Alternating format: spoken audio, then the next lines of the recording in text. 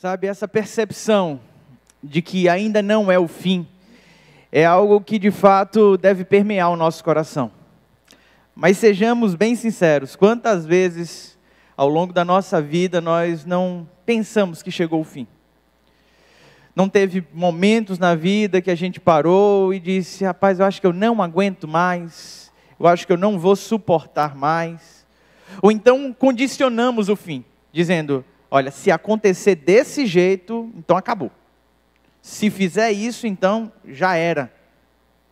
Sabe, inúmeros personagens bíblicos vivenciaram essa sensação de que o fim havia chegado. Vários personagens bíblicos, homens de Deus, chegaram um momento da sua caminhada que disseram, Senhor, me leva.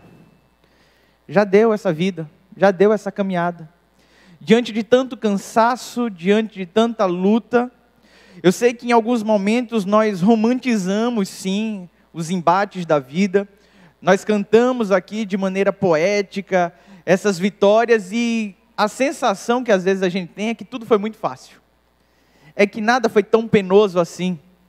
Mas uma coisa é analisarmos a história de trás para frente, outra coisa é vivenciar a história. E vivenciar a história requer de mim, de você, muita coragem, muita paciência, mas acima de tudo, muito ânimo, muita força. Porque até mesmo no início da jornada, já temos a sensação de que talvez nem deveríamos dar o primeiro passo. Quantas vezes a gente tem um projeto, tem um sonho, e na hora de dar aquele primeiro passo, de iniciar a jornada, a gente já começa desistindo. A gente já começa dando o primeiro passo de forma vacilante. Sabe, essa percepção de que o fim não é o fim, é apenas um começo.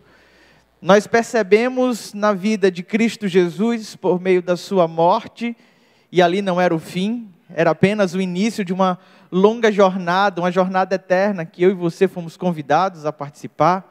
Nós podemos perceber ao longo da história de grandes homens e mulheres, aquilo que parecia ser o final, se tornar, a partir dali, o início. Mas há um personagem que sempre mexeu muito comigo, um personagem que eu já ministrei aqui na igreja diversas vezes a respeito dele, mas que eu achei que talvez trouxesse as respostas mais importantes para a gente nesse momento. O nome desse personagem é Elias, o profeta Elias. E eu queria te convidar a abrir a Bíblia comigo, no livro de Reis, primeiro livro de Reis, capítulo 19, onde nós vamos ver um momento na vida do profeta em que ele se encontrava esgotado, cansado, com medo e fugindo daquele cenário que aparentemente para ele era um cenário de morte, era um cenário de fim. Primeiro livro de Reis, capítulo 19, faremos a leitura a partir do versículo 1. A palavra do Senhor nos diz assim: Ora, Acabe contou a Jezabel tudo o que Elias tinha feito, e como havia matado todos os profetas à espada. Por isso, Jezabel mandou um mensageiro a Elias para dizer-lhe: que os deuses me castiguem com todo rigor, se amanhã, nesta hora, eu não fizer com sua vida o que você fez com a deles. Elias teve medo e fugiu para salvar sua vida. Em Berseba de Judá, ele deixou o seu servo e entrou no deserto, caminhando um dia. Chegou a um pé de giesta, sentou-se debaixo dele e orou pedindo a morte. Já tive o bastante, Senhor, tira minha vida, não sou melhor do que os meus antepassados. Depois deitou-se debaixo da árvore e dormiu. De repente, um anjo tocou nele e disse: levante-se e coma. Elias olhou ao redor e ali junto à sua cabeça havia um pão assado sobre as brasas quentes e um jarro de água. Ele bebeu, comeu, deitou-se de novo. O anjo do Senhor voltou, tocou nele e disse: levante-se e coma, pois a sua viagem será sobremodo longa. Vamos orar ao Senhor? Pai bondoso e querido, aplica a Tua santa palavra no nosso coração. nos faz entender, Deus, os nuances da caminhada e nos faz perseverar, Deus, em meio às adversidades. É no nome santo de Jesus que te oramos. Amém. Meus amados irmãos, o profeta Elias é um homem que nos impressiona. Nos impressiona pela sua resiliência, pela sua paciência, pelo seu tempo de solidão, mas acima de tudo de dependência do Senhor. O início do seu ministério começa com uma profecia, onde ele declara que não haveria chuva sobre Israel até que ele desse uma nova ordem. E naquela época, a chuva, naquele cenário de Israel, era extremamente importante para que não houvesse fome, para que a cidade não entrasse em colapso financeiro. E o profeta traz essa profecia, que é uma profecia de penalidade, de dureza, porque o povo havia se corrompido, se distanciado do próprio Deus, e o cenário de idolatria reinava em Israel. Jezabel trouxe então os profetas de Baal, profetas de Azera para dentro daquele cenário, e o que nós tínhamos ali era um povo perverso, pervertido, que agora se distanciou do próprio Deus e fez para si outros deuses. Esse povo promovia iniquidade, promiscuidade, se acreditava que a fertilidade deveria ser alcançada por meio de rituais, onde havia a banalização da sexualidade, e esse povo subia aos montes, e nos montes eles faziam coisas absurdas, e ali clamavam por chuva. E o profeta, analisando todo aquele cenário de imoralidade sexual, de perversão, de idolatria, ele fala: durante esse tempo não haverá chuva. Aquela palavra do profeta era para fazer com que aquele povo pudesse entender que não era por meio dos seus rituais profanos, não era por meio da idolatria aos falsos deuses que a provisão vinha. O profeta queria deixar claro que a provisão só vinha do Senhor. E naquele cenário, o profeta declara essas palavras, mas foge para um riacho, o riacho de Querite. E chegando ali, ele vive em isolamento e solidão, durante o tempo que ainda tinha água. O riacho era também alimentado por águas, e 3 anos e meio sem chuva, fez com que o riacho em algum momento secasse. Naquele tempo, o profeta foi alimentado pelo próprio Deus. A Bíblia nos fala que de uma forma miraculosa, corvos vinham e traziam alimento. Aves de rapina vinham e traziam o sustento do profeta. Mas houve um determinado momento em que a palavra do Senhor vem ao profeta dizendo que chegou a hora de partir. E que ele preparou alguém para cuidar desse profeta.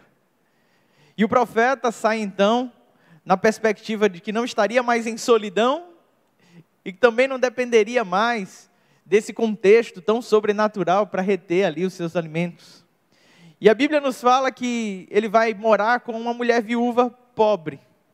Uma mulher que no primeiro encontro disse que não tinha o suficiente nem para viver aquele dia. O profeta desafia aquela mulher a recebê-lo, a acolhê-lo, a servi-lo. E o que a palavra de Deus nos fala é que houve provisão, houve um milagre, e agora esta mulher e o seu filho habitam com o profeta durante longos dias. O tempo se passa, outras situações conflituosas existem entre o profeta e a própria viúva, mas com milagres e desfechos do Senhor.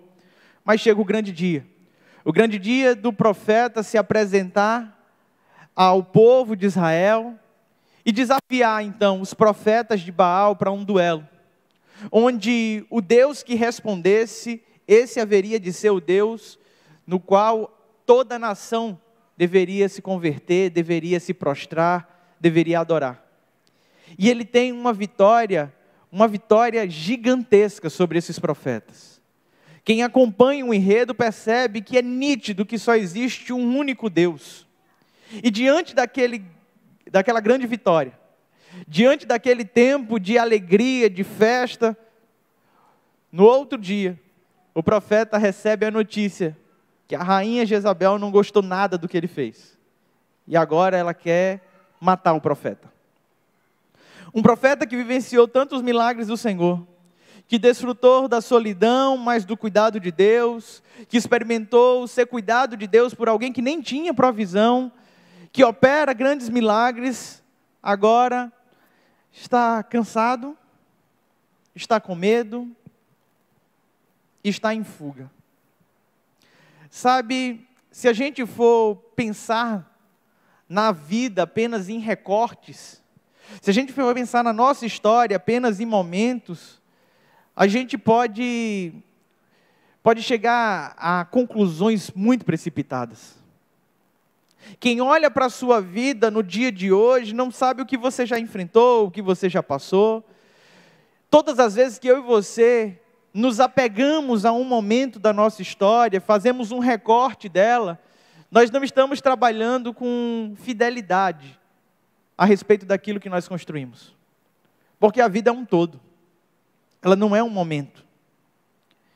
Mas, sinceramente falando, existem circunstâncias na vida em que um momento ganha uma força tão avassaladora, que a sensação que nós temos é que a nossa vida se resume somente àquele fato. É ou não é?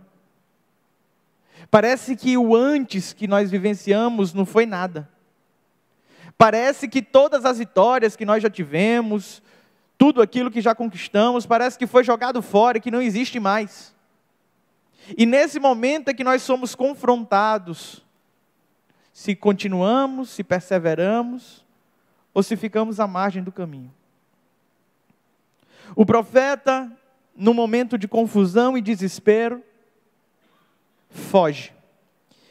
E os sentimentos que estão no coração desse profeta, no versículo 3, a gente vê de uma forma muito clara, Elias teve medo e fugiu para salvar a sua vida.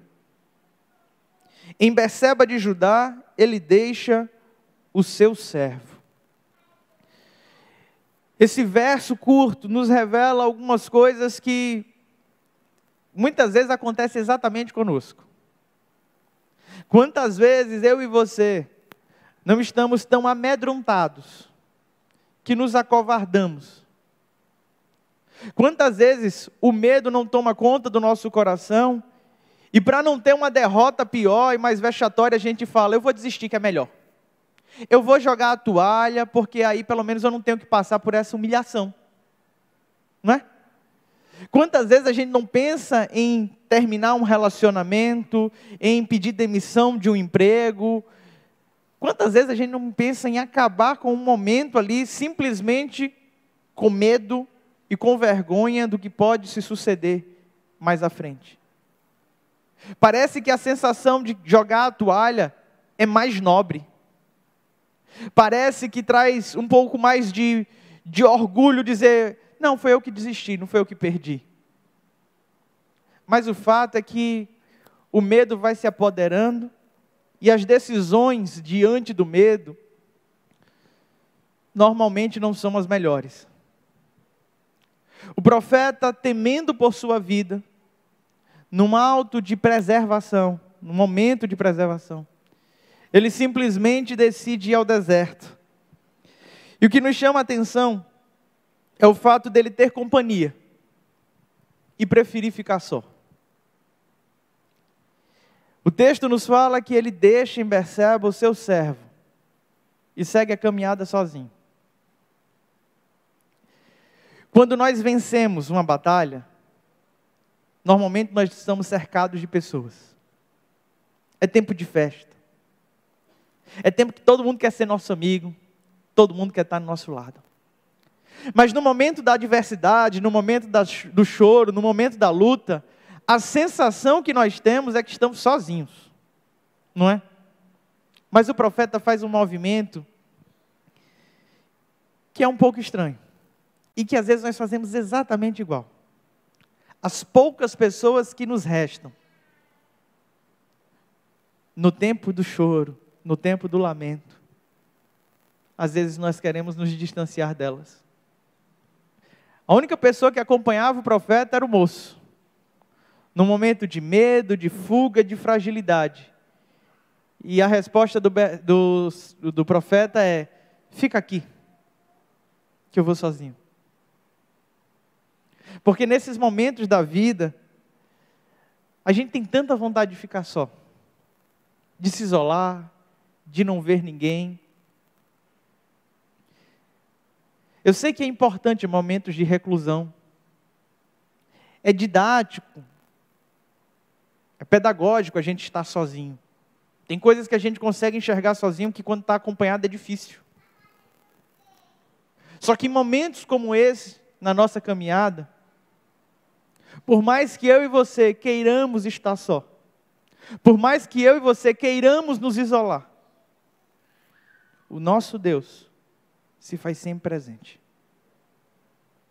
Por mais que a gente se distancie das pessoas, por mais que a gente queira deixar tudo para trás, não importa para onde você fuja, ali o Senhor se faz presente.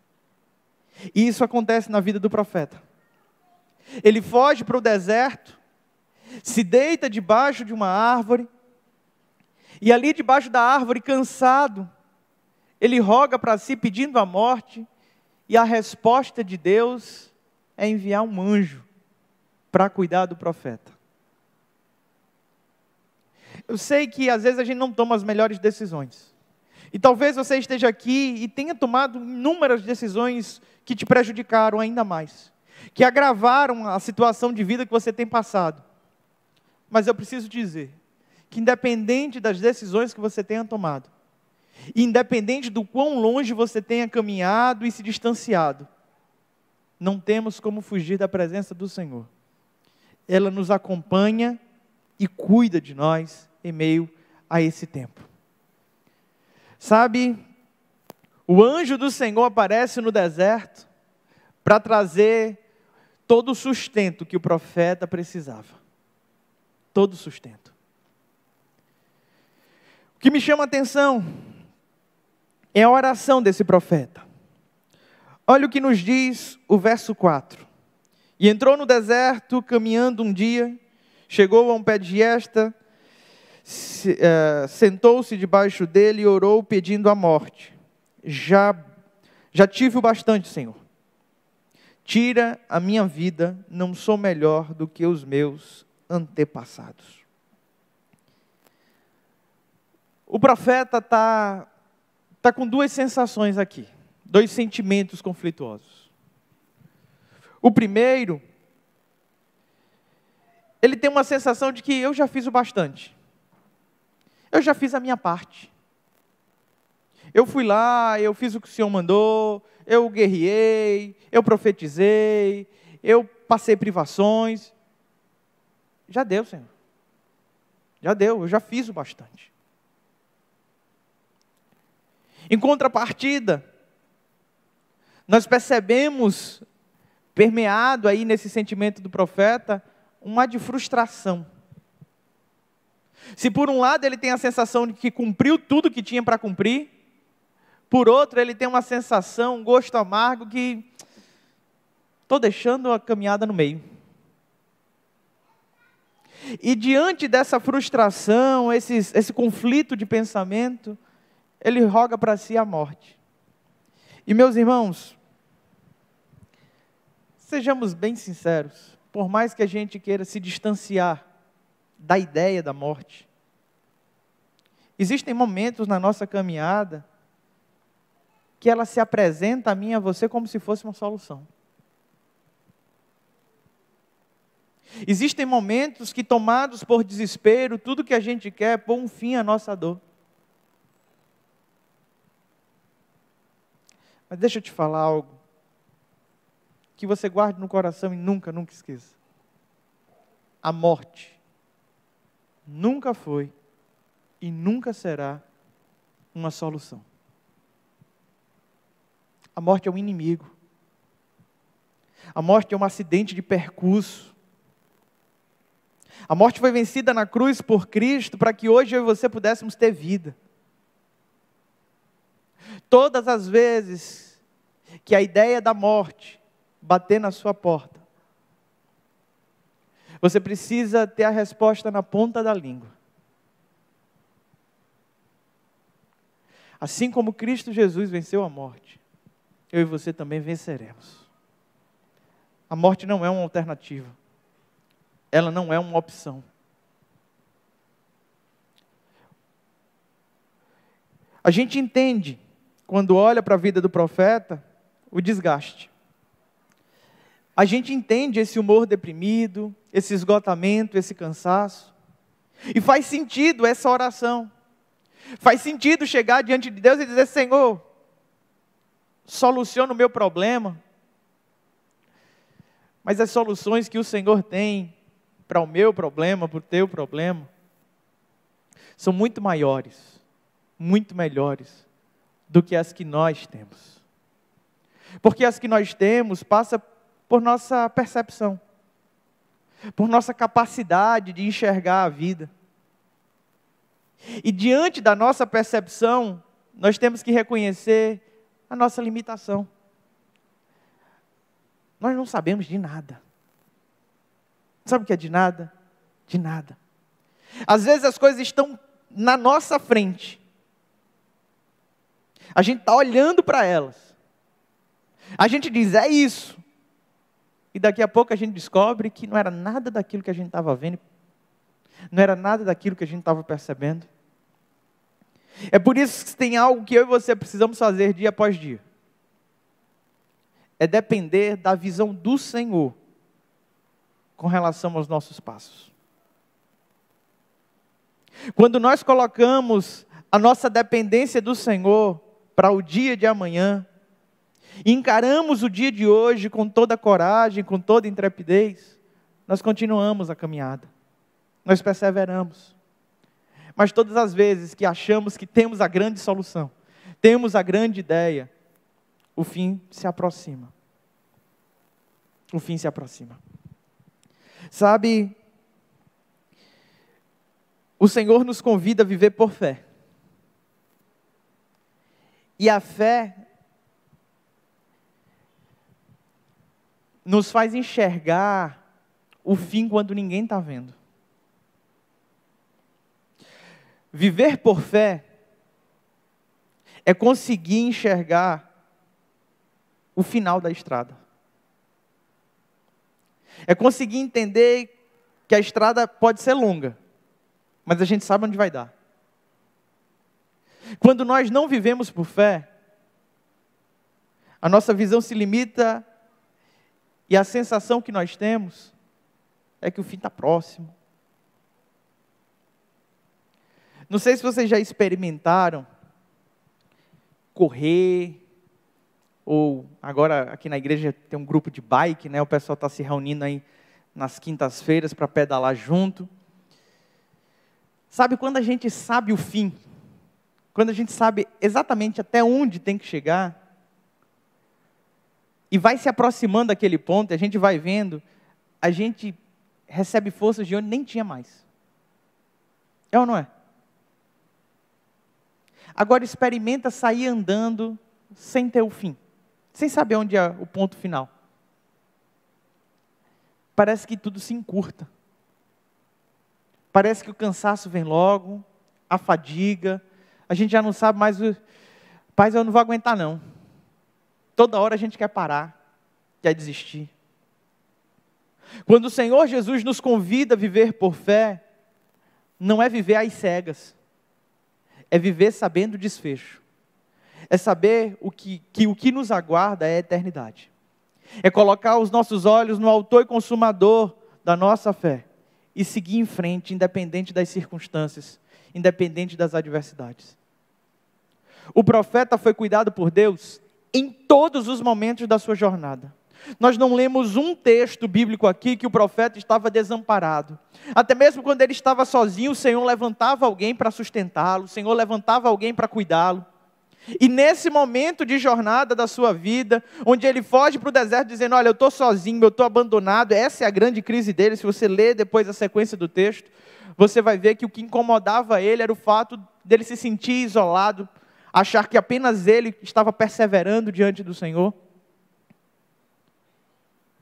Diante de todo esse cenário, o Senhor se revela a ele dizendo: rapaz, eu vou mandar um anjo agora, para esse camarada ter a convicção de que ele não está sozinho. Porque eu mando uma viúva, eu mando o corvo, eu vou mandando um monte de gente que vai cuidando, que vai sustentando, Eu boto um moço do lado dele, um servo, para acompanhá-lo. E ele vem com esse discurso de que está sozinho. Que está sozinho, que está sozinho. Esse anjo do Senhor que se apresenta nesse texto, ele traz aquilo que é essencial para toda a caminhada. O anjo fez algo muito simples, que por sinal, acho que qualquer outra pessoa poderia fazer também. O anjo prepara um pão assado, e meu amado irmão, se você não consegue preparar um pão assado, o negócio está difícil para você. O anjo coloca ali água, e o anjo diz, durma. Tem hora que você olha assim para esse texto e fala, rapaz, o Senhor podia me mandar lá para esse negócio aí. Já pensou a gente chegando lá para o profeta Elias, ele em desespero, cansado, pedindo para si a morte, debaixo ali daquela árvore, aquele drama todo, e aí você chega para ele com uma bandejinha dizendo, trouxe aqui pão, água, e a ordem é que você tem que dormir. O que é que a gente ouviria? Não é? Mas como é um anjo do Senhor, o profeta só aceita, só acata. E o anjo do Senhor pede para que ele coma, beba, descanse, faz isso por 2 vezes, até que há um momento em que o anjo acorda ele. E diz, olha, a sua caminhada é sobremodo longa. O profeta entra no deserto, achando que o fim chegou. E a resposta que ele tem do Senhor é, ainda não é o fim. Meus irmãos, eu não sei qual é o dilema que vocês têm passado, mas se tem uma resposta que é universal, ela é universal, e ela se encaixa em todas as circunstâncias da vida humana, ainda não é o fim. Não importa qual seja o cenário, a resposta é, ainda não é o fim. Sabe por quê? Porque o Senhor preparou a eternidade para a gente. Sabe o que é que o Senhor preparou para mim e para você? Algo que é sem fim.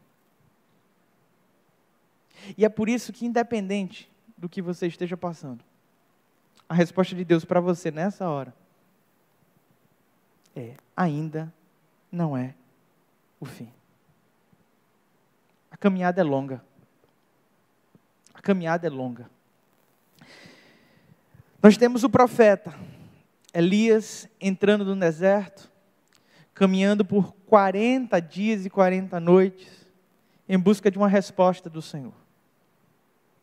Ele vai ao monte, tem um encontro com Deus, e sai dali fortalecido pelo próprio Pai. Há um cenário muito parecido com esse do profeta, vivenciado por Cristo Jesus. Não no meio ou no fim da sua jornada, no início.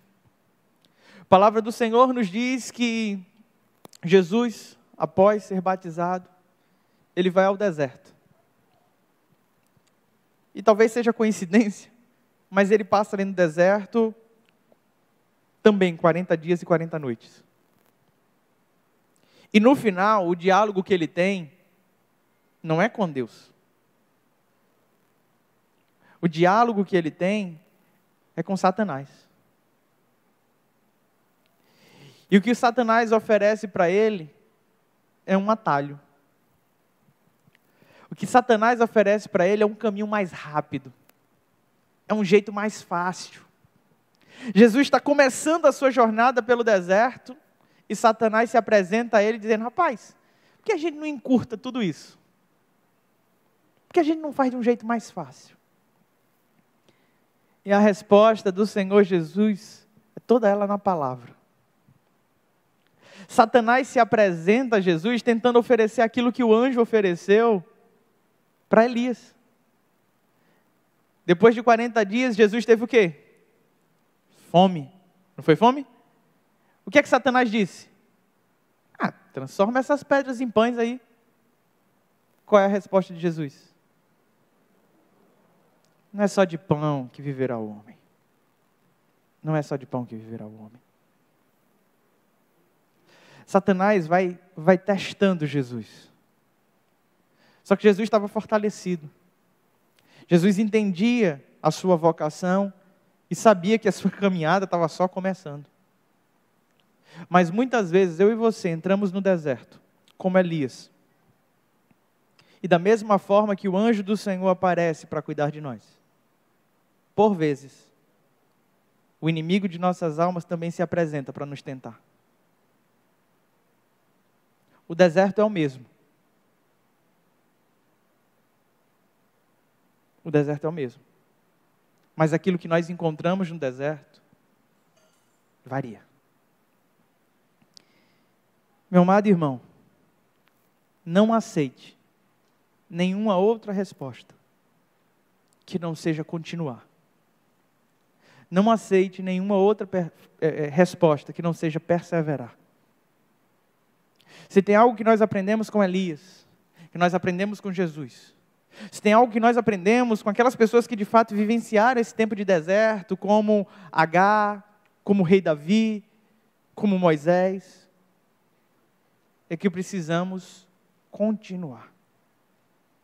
Precisamos perseverar.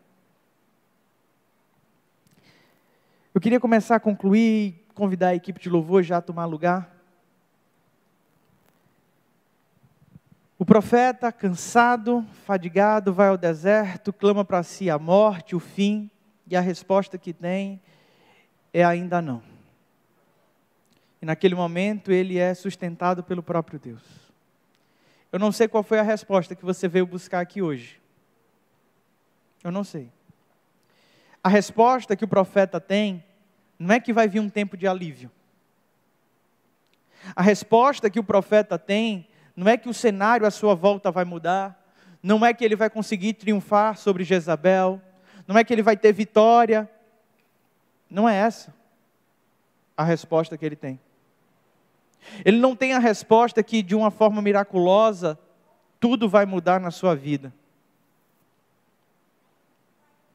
E quando eu estava pensando a respeito desse sermão, pensando no contexto de ainda não é o fim, eu me lembrava das palavras de Jesus. Jesus disse certa vez que haveria um tempo que todos estaríamos ouvindo sobre guerras, rumores de guerras, nação se levantando contra nação, reino contra reino.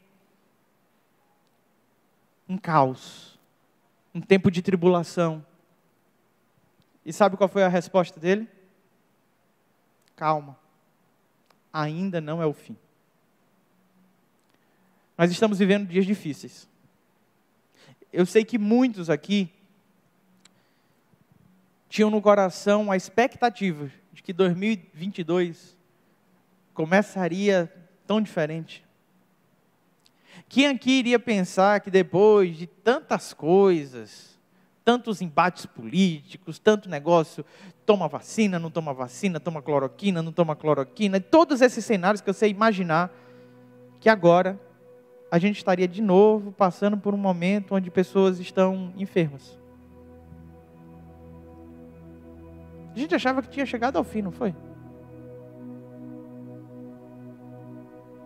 Ainda não. Tantas vezes a gente cria expectativas dizendo, agora a vida muda. Agora tudo vai ser diferente. Agora a cura chega.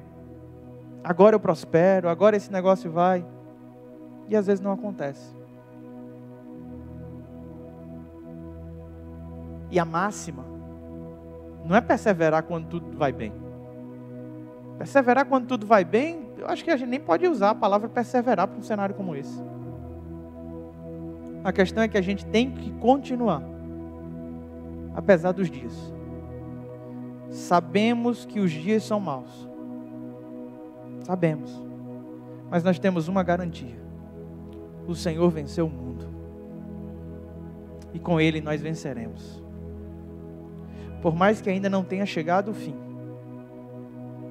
por mais que a gente ainda tenha que continuar lutando, tenha convicção de uma coisa: em meio à luta, em meio à adversidade, você não está sozinho. O Senhor está te fortalecendo, Ele está te sustentando. Por mais que a ideia da morte bata a tua porta, saiba, ainda não é o fim. Ainda tem lenha para queimar, ainda tem muito para percorrer. Nós não podemos parar. Feche os teus olhos, curva a tua cabeça. Vamos orar ao Senhor. Quero te convidar a colocar diante dEle as tuas dificuldades, os teus desertos, as decisões que você tem para tomar, os teus medos, as tuas fugas. Entrega tudo ao Senhor com sinceridade, assim como Elias. Você não precisa ter medo de chegar diante de Deus e falar talvez as mesmas palavras de Elias. Senhor, para mim já chega. Senhor, será que não dá para me levar? O Senhor conhece teu coração. O Senhor sabe do que você precisa. Mas que nesse momento a sua oração seja: Senhor, eu quero ouvir a tua voz em meio ao deserto da vida. E se de alguma forma você está sendo tentado por Satanás ao longo desse deserto, chegou a hora de repreender e continuar a jornada. O Senhor te trouxe a esse lugar para dizer que ainda não é o fim. O fim não vai fazer parte do teu vocabulário nem do meu. O Senhor preparou a eternidade para nós.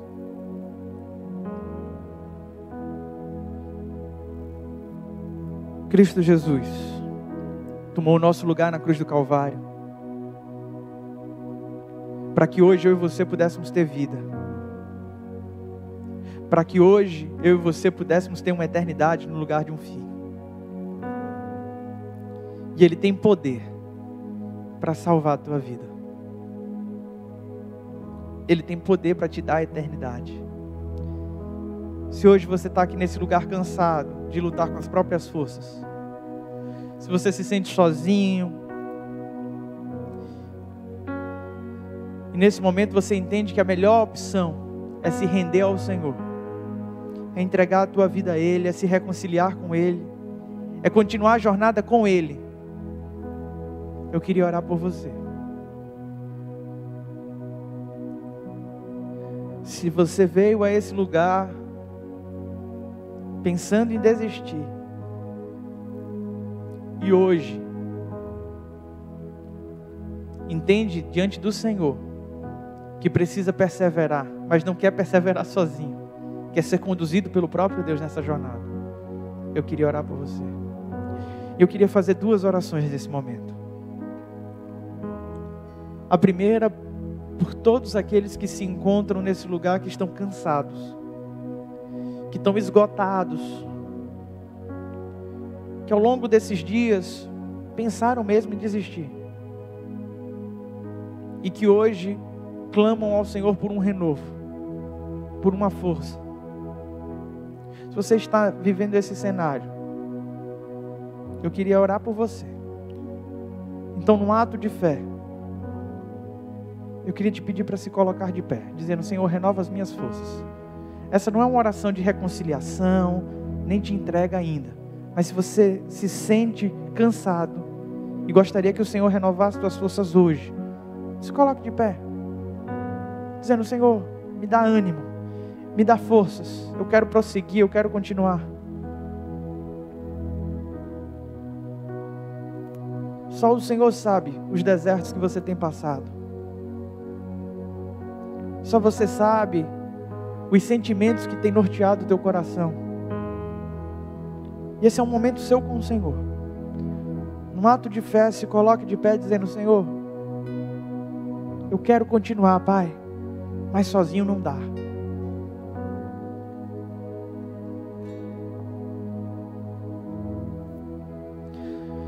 Senhor, nosso Deus e Pai, estamos aqui diante de Ti, Deus, para Te dizer, Senhor, que por mais difícil que esteja sendo a vida, por mais tribulações e angústia que tenhamos passado, nós queremos perseverar, Pai. Nós queremos continuar porque entendemos que o que o Senhor preparou para as nossas vidas foi a eternidade. E nós não somos daqueles que param, daqueles que ficam para trás. Nós somos, ó Pai, aqueles que avançam em Ti. E te pedimos nessa hora, Deus, que assim como o Senhor fez com Elias, que o Senhor, Pai, traga o Teu anjo sobre os Teus servos aqui nessa hora. Que esse anjo possa ministrar a cada um dos Teus servos aquilo que eles necessitam. Que eles sejam fortalecidos pelo Senhor nessa hora. Que eles recebam a provisão do Senhor para a sua caminhada. E que eles sejam encorajados por Ti, Deus. E que saiam desse lugar renovados, revigorados, na certeza de que a sua jornada é sobremodo longa. Traz, ó Deus, as respostas de oração que os Teus servos têm pedido. Traz, Senhor, o tempo de bonança que os Teus servos têm clamado. Mas acima de tudo, abre os olhos espirituais do Teu povo, para que contemplem o Teu cuidado, o Teu amor, a Tua graça, a Tua ação sobre as nossas vidas. Em nome de Jesus, meu Pai, é que Te oramos. Amém. Vamos nos colocar todos de pé para adorar o Senhor. Eu quero fazer uma segunda oração. A canção que nós iremos entoar ao Senhor fala que Jesus Cristo move as montanhas e tem poder para salvar. Nós cremos num Deus que não apenas alivia a nossa carga na caminhada. Ele não nos dá respostas paliativas para a jornada. Ele resolve em definitivo. E Ele resolve isso nos fazendo ser pertencentes a Ele, sermos filhos de Deus. Se há alguém nesse lugar que deseja entregar a sua vida a Jesus, se há alguém nesse lugar que deseja se reconciliar com Ele, eu queria orar por você. Eu queria entregar a tua vida ao Senhor. Se há alguém nesse lugar que deseja, num ato de fé, se reconciliar ou entregar a vida ao Senhor, faz só um sinal com a sua mão. Senhor, eu não vou te chamar aqui na frente, mas eu quero orar por você. Deus te abençoe. Há mais alguém nesse lugar? Faz um sinal com a sua mão, que eu quero orar por você. Deus te abençoe. Há mais alguém que deseja entregar a sua vida ou se reconciliar com o Senhor Jesus? Levanta bem alto a tua mão. Deus te abençoe. Deus te abençoe. Deus te abençoe. Há mais alguém nesse lugar? Você só precisa levantar a sua mão, dizendo: Senhor, me socorre. Senhor, pega a minha mão. Há mais alguém nesse lugar que deseja se reconciliar com o Senhor, entregar a sua vida a Jesus? Faz um sinal com a sua mão. Se há alguém que nos ouve pela internet, entende hoje que a melhor forma de caminhar é com Jesus, coloca aí no nosso chat, escreve. Nossos diáconos, o nosso pastor está acompanhando. Essas pessoas vão pegar o teu nome, vão orar por você também. Nesse momento, eu quero orar por essas vidas que levantaram as suas mãos. Feche teus olhos, curva a tua cabeça. Vamos orar mais uma vez ao Senhor. Deus bondoso e querido, aqui estão, Pai, os teus servos e servas, que nesta noite abrem o seu coração para que o teu Santo Espírito faça morada. Aqui estão os teus servos e servas, ó Pai, alguns que andaram distantes de Ti e hoje voltam para o Senhor. E o que te pedimos nessa hora é que o Senhor possa acolhê-los, que o Senhor possa abraçá-los, que eles se sintam, ó Deus, realmente pertencentes ao Senhor. Que o teu Santo Espírito traga a paz que excede todo entendimento aos seus corações, e a convicção de que eles não estão sozinhos, e que hoje eles pertencem a Ti. É no nome santo de Jesus que te oramos, meu Pai. Amém e amém. Meus irmãos, vocês que levantaram suas mãos, eu queria pedir para que vocês pudessem depois passar aqui do lado, nessa salinha de vidro, Nós temos uns irmãos que querem orar por vocês, querem acolher vocês. Então, nós iremos adorar o Senhor agora com uma canção. E eu te convido a fazer dessa canção uma verdadeira oração. E todos aqueles que levantaram suas mãos, que entregaram sua vida a Jesus, a gente tem um presente para dar para vocês. Se vocês puderem acompanhar aqui ao lado, para que esses irmãos possam orar por vocês e a gente possa caminhar juntos. Porque você veio a esse lugar, foi para caminhar com alguém, não foi para caminhar sozinho. Quando você aceita Jesus, você recebe de brinde uma família. A gente quer caminhar com vocês. Vamos adorar o Senhor nesse momento.